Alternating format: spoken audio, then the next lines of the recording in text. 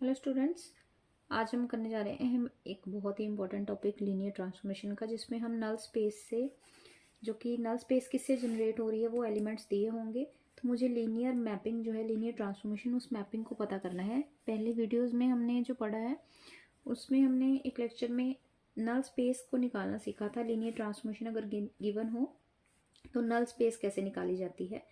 तो आज की वीडियो में हम नल स्पेस से लीनियर ट्रांसफॉर्मेशन निकालना सीखेंगे। तो सबसे पहले B1 जो है वो B1 एलिमेंट जो है वो जनरेट कर रहा है नल स्पेस को। ये जो B1 है जनरेट कर रहा है किसको, NT यानी कि नल स्पेस को। तो नल स्पेस को जनरेट कर रहा है। तो अब मुझे एक B सेट लेना है जो कि R4 का यूजुअल बेसिस का सेट होगा, यानी कि 1 0 0 0 चार टपल में लेना है क्योंकि यहाँ पे R4 है। तो 0 1 0 0 0 0 1 0 एंड 0 0 0 1। इसके बाद B1 यूनियन B कर देनी है। तो टोटल 6 एलिमेंट्स हो जाएंगे। इन 6 के 6 एलिमेंट्स को दोबारा लिख लेना है, 2 ये वाले और 4 ये वाले। तो इस तरह से मैंने 6 के 6 एलिमेंट्स को इकट्ठा करके यूनियन करके लिख दिया है। अब मुझे क्या करना है कि एक मैट्रिक्स तैयार करनी है, जिसमें सबसे पहली रो होगी जो नल स्पेस के जिससे जनरेट हो रही है, उन 2 एलिमेंट्स को रखना है और बाकी 4 इन एलिमेंट्स को रखना है, यानी कि 1 0 0 0 0 1 0 0 0 0 1 0 0 0 0 1। तो ये जो मैट्रिक्स है ये बना लेनी है। इसके बाद मुझे क्या करना है कि एक्लन फॉर्म बनानी है।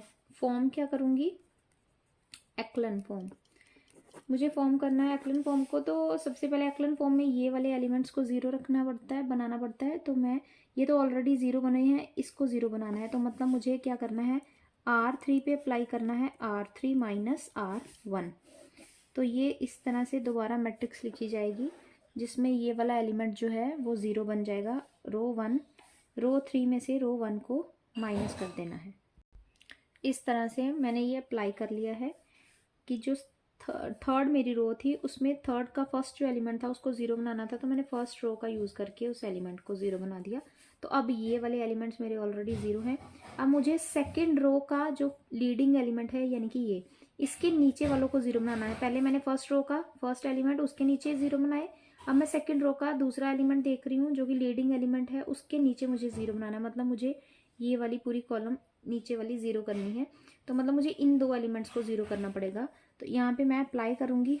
अब देखिए, मैं R1 का यूज़ बिल्कुल नहीं करूँगी, क्योंकि R1 का यूज़ करूँगी तो पहले एलिमेंट की वजह से ये ख़राब हो जाएंगी मेरी ज़ीरोज़। तो मुझे सिर्फ R2 का ही यूज़ करना है।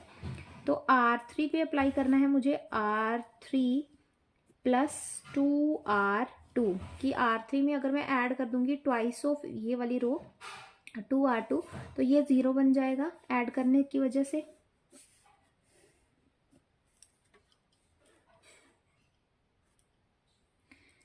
तो ये पहली रो तो एज इट इज़, दूसरी रो भी एज इट इज़, और थर्ड रो पे ये अप्लाई कर दूंगी। तो ये 0, ये भी 0 बन जाएगा। 2 के साथ मल्टीप्लाई और ऐड, 2 के साथ मल्टीप्लाई और ऐड, यहाँ माइनस, 2 के साथ मल्टीप्लाई और ऐड, तो यहाँ पे माइनस का 2।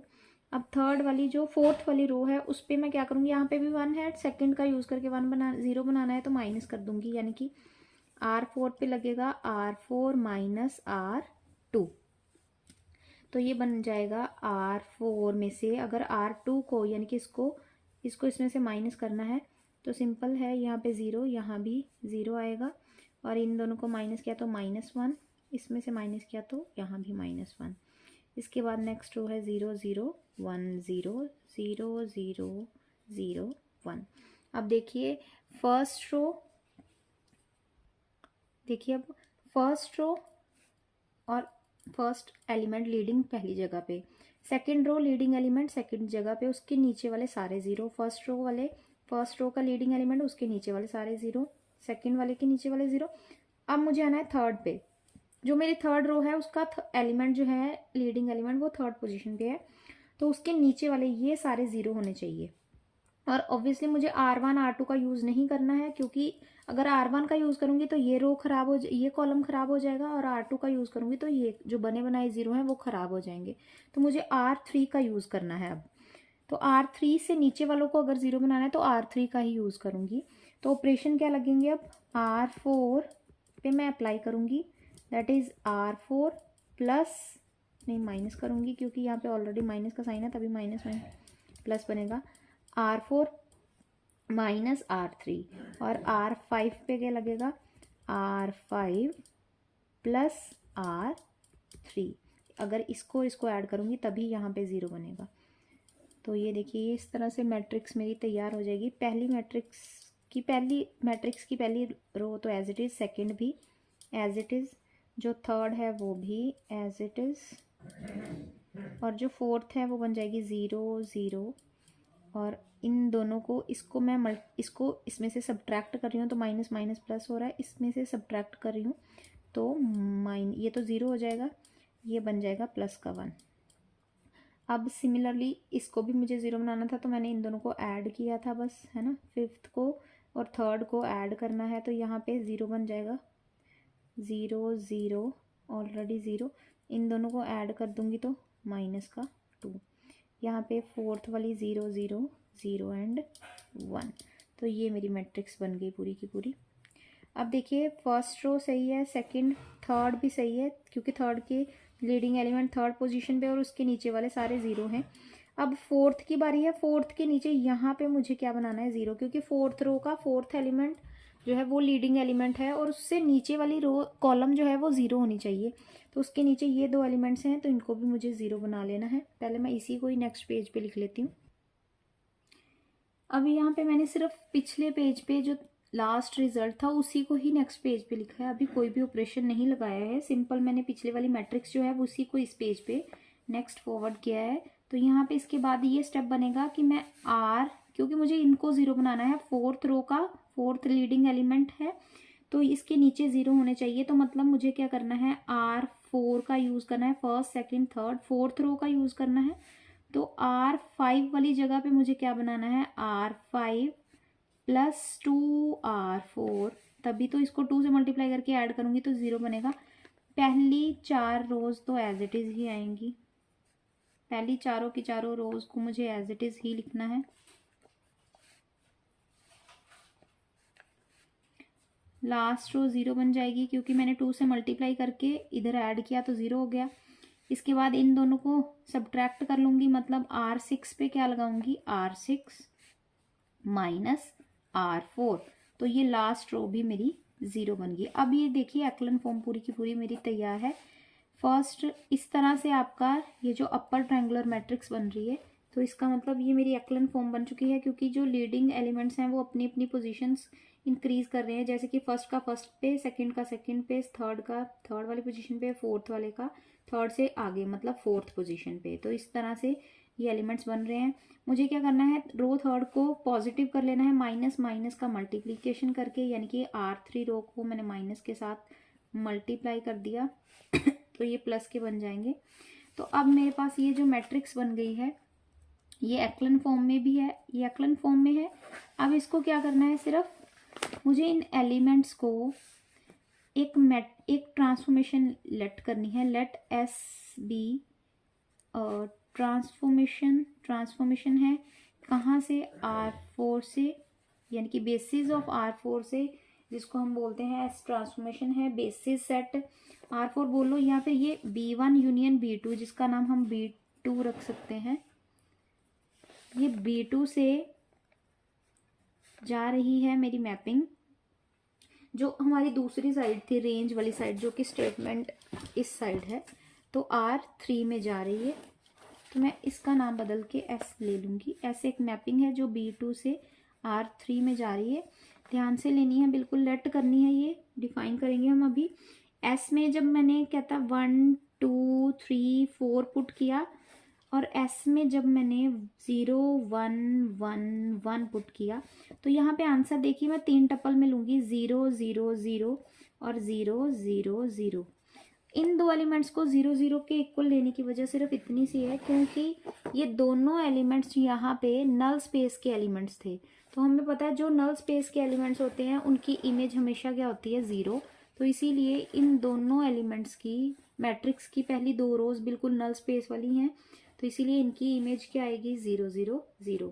अब मुझे थर्ड और ये जो फोर्थ रो है इससे शुरू हो जाना है। एस की जो थर्ड रो है यहाँ से, और एस की जो फोर्थ रो है यानी कि 0 1, यहाँ से ये दोनों किसके इक्वल होंगी।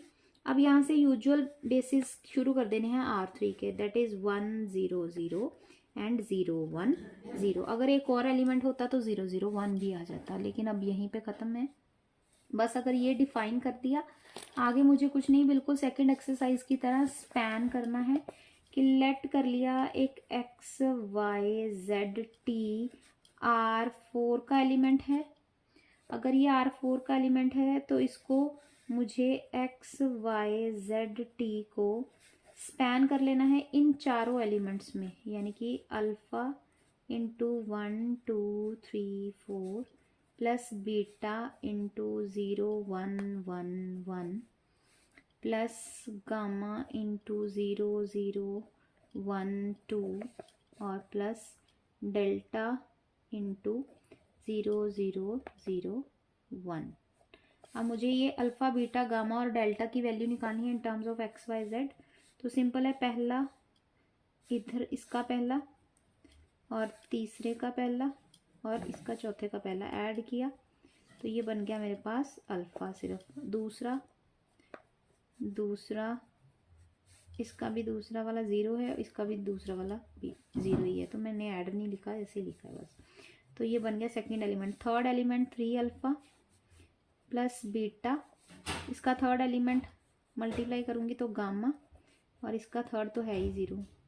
Fourth element 4 alpha, fourth element beta, fourth element 2 gamma और फोर्थ एलिमेंट डेल्टा। ये सबको एक्स वाई जेड टी के इक्वल ले लिया। पहली वाली अल्फ़ा जो है वो मेरी किसके बराबर आ रही है, एक्स के, क्योंकि पहले से ही कंपेयर किया। इसके बाद 2 अल्फ़ा प्लस बीटा मेरा वाई के इक्वल है। 3 alpha plus beta plus gamma मेरा जेड के इक्वल है। और ये जो फोर्थ वाला है 4 alpha plus beta plus 2 gamma plus delta, ये मेरा टी के इक्वल है। तो यहाँ से मैंने अल्फ़ा की वैल्यू इधर पुट कर दी, तो ये बीटा की वैल्यू मेरी आ रही है y माइनस 2x। ये बीटा की भी वैल्यू आ गई in terms of x y. इसी तरह से अल्फ़ा की भी आ गई, बीटा की भी आ गई।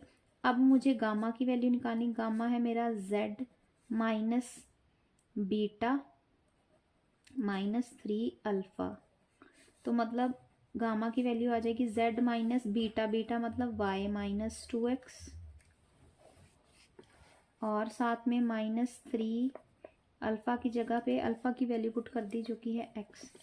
तो गामा की वैल्यू मेरी आ रही है z minus y plus 2x minus 3x, that is gamma आ रहा है z minus y minus x। ये मेरे गामा की वैल्यू आ गई। और फोर्थ वाले का यूज़ करके, यानी कि 4 alpha plus beta plus 2 gamma plus delta equals to T. तो इस तरह से अल्फ़ा की मैं अल्फ़ा वैल्यू पुट कर देती हूँ, दैट इज़ एक्स। बीटा की जगह पे मैं y माइनस 2x, और 2 गामा की जगह पे मैं z minus 2y minus 2x, और ये डेल्टा इक्वल्स टू टी।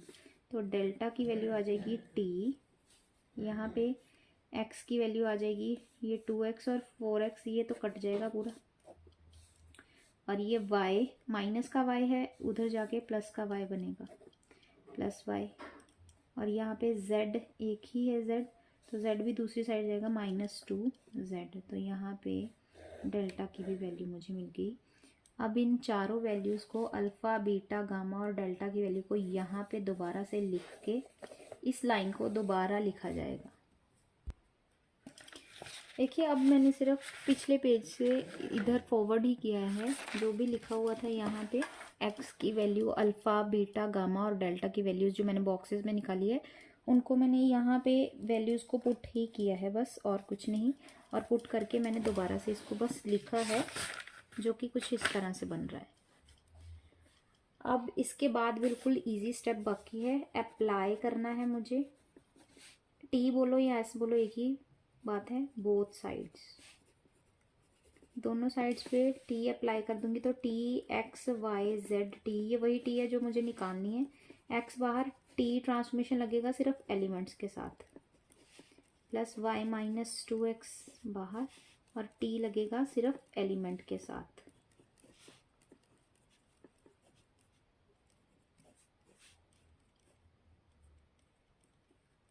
जो एलिमेंट्स हैं मुझे उनके साथ ही टी अप्लाई करना है। T plus y minus 2z, capital T transformation वाला 0 0 0 एंड 1, कुछ इस तरह से।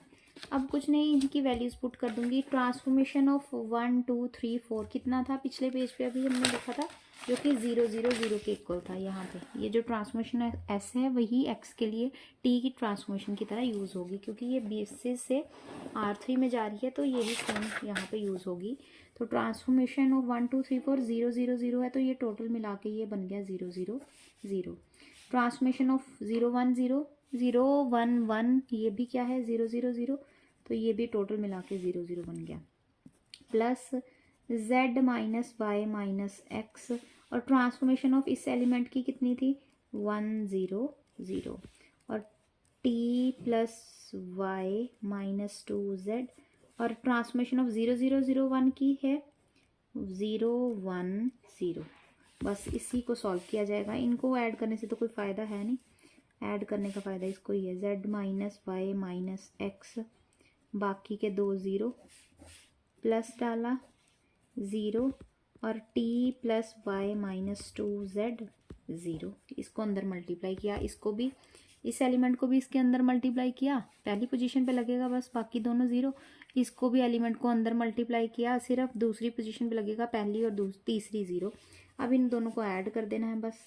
तो transformation of x y z T मेरी बराबर आएगी z minus y minus x, comma पहला पहले के साथ ऐड हुआ तो 0 ऐड करने का कोई फ़ायदा नहीं, दूसरा दूसरे के साथ ऐड होगा तो मतलब t plus y minus 2z, तीसरा वाला तीसरा के साथ ऐड होगा तो 0। तो ये मेरी ट्रांसफॉर्मेशन बन जाएगी। तो आई होप आपको समझ में आया होगा। अगर कुछ समझ में ना आया हो, डाउट हो, तो आप पूछ सकते हैं। इस वीडियो में हमने नल स्पेस से लीनियर ट्रांसफॉर्मेशन बनाना सीखा। सबसे पहले में हमने नल स्पेस के एलिमेंट्स को लिखा जिससे वो नल स्पेस जनरेट हो रही है, और फिर 4 एलिमेंट लिखे डोमेन के यूजुअल बेसिस के R4, दोनों को क्लब करके मैंने एक B2 सेट बनाया। B2 सेट के एलिमेंट्स को मैंने मैट्रिक्स में लिख के उनको एक्लन फॉर्म में अरेंज कर दिया। जब एक्लन फॉर्म बन गई तो उसकी जो एलिमेंट्स हैं उनको पहले 2 एलिमेंट्स नल स्पेस के ही हैं, इसीलिए उनकी इमेज 0, और बाकी के जो 2 बचे हुए एलिमेंट्स हैं उनको जो डोमेन की रेंज है, यानी कि जो को डोमेन होती है R3, उसके हिसाब से, उसके बेसिस के हिसाब से अरेंज करना शुरू कर दिया 1 0 0 0 1 0। अगर थर्ड कोई और एलिमेंट इसका होता तो फिर 0 0 1 भी आ जाता।